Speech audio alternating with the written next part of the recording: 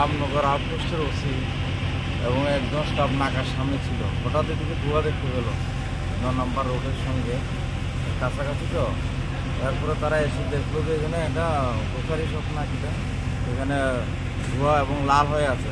এরপরে ফায়ার সার্ভিসে ফোন করলো, তারা আসলো, নিবানো শুরু করলো। আস্তে আস্তে কয়েকটা দোকান করলো। এখনও আছে ফায়ার সার্ভিস, নিবানোর কাজ করছে, কন্ট্রোলে আছে এখন। আগে কয়টি দোকান পড়লো এখন তো বোঝা যাচ্ছে না, জয়েন্ট তো দোকানগুলি 12-14টা হতে পারে। প্রাথমিক তদন্তে কি উঠে আসছে যে কোত্থেকে লেগছে এখন? এখন তো কোনো লোক দেখা যায়নি। ওরা যখন দৌড়ে আসলো কোনো লোকজন ছিল না, দোকানের ভিতরে আগুন ছিল, আমরা দেখছি বিষয়টা। এখন তো ফট করে বলা যাচ্ছে না।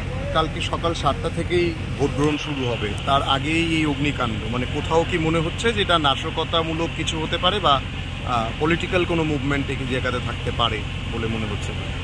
রাস্তার পাশে 2 মিনিট আগে এদিক দিয়ে পুলিশ দিয়েছে এবং একটা এমন কোনো রাস্তা না। হ্যাঁ, তো এরকম কিছু বোঝা যাচ্ছে না, তবে আমরা দেখছি। Thank you.